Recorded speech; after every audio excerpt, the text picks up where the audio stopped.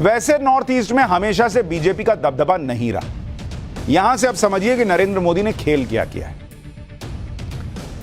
2014 तक ये जो 8 राज्य नॉर्थ ईस्ट के, इनमें से 5 में कांग्रेस की सरकारें थी और बाकी के 3 राज्यों में क्षेत्रीय दलों का वर्चस्व हुआ करता था। लेकिन 2014 में मोदी सरकार में आए और यहां का सियासी गणित ही पूरी तरह बदल गया। 2016 में बीजेपी ने असम में सरकार बनाई पहली बार और कांग्रेस के 15 साल पुराने राज को खत्म कर दिया। तो नॉर्थ ईस्ट का पहला किला भेदा उन्होंने। उसी साल अरुणाचल प्रदेश में भी बीजेपी सरकार में आ गई। कांग्रेस छोड़कर अपनी अलग पार्टी बनाने वाले पेमा खांडू की सरकार में बीजेपी शामिल हो गई। साल 2017 में मणिपुर में भी बीजेपी की सरकार बन गई। 2018 में त्रिपुरा में बीजेपी की ऐतिहासिक जीत हुई। इससे पहले बीजेपी त्रिपुरा में 0 रहती थी, अचानक सत्ता में आ गई 35 सीटों के साथ और राज्य में लेफ्ट का 25 साल का शासन त्रिपुरा में खत्म कर दिया।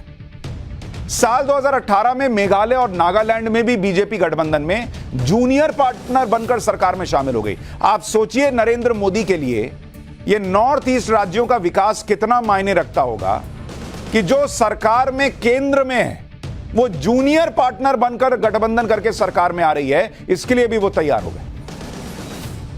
साल 2019 में बीजेपी ने अरुणाचल प्रदेश में पूर्ण बहुमत के साथ सरकार बना ली।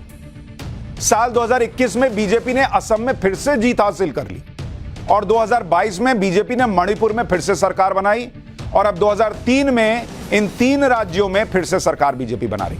2023 में नॉर्थ ईस्ट में बीजेपी के काफी तेजी से बढ़ने के पीछे की सबसे बड़ी वजह क्या है आपको पता है? उस बड़ी वजह का नाम है नरेंद्र मोदी। कोई ऐसे ही वोट नहीं देता बॉस, ये याद रखिए।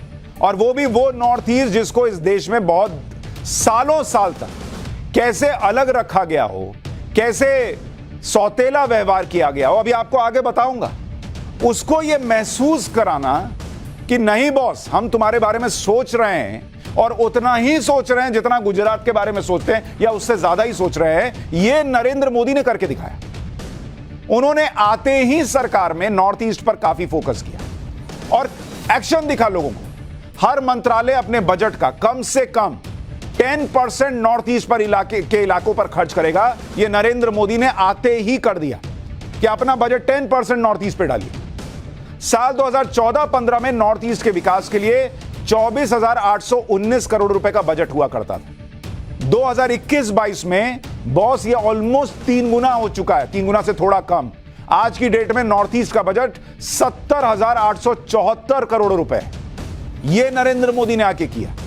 मोदी सरकार के दूसरे कार्यकाल में कैबिनेट रिशफल हुआ तो पहली बार कैबिनेट में नॉर्थ ईस्ट से 5 मंत्रियों को जगह मिली। 1-2 नहीं, 5 को जगह मिली कैबिनेट के अंदर। नॉर्थ ईस्ट में प्रधानमंत्री मोदी का फोकस इस बात से भी समझा जा सकता है कि वो 9 साल में 50 बार से भी ज्यादा नॉर्थ ईस्ट जा चुके हैं। कोई और प्राइम मिनिस्टर देश में ऐसा नहीं जिसने 50 बार नॉर्थ ईस्ट का दौरा किया। नॉर्थ ईस्ट का विकास नरेंद्र मोदी की प्राथमिकता रहा है।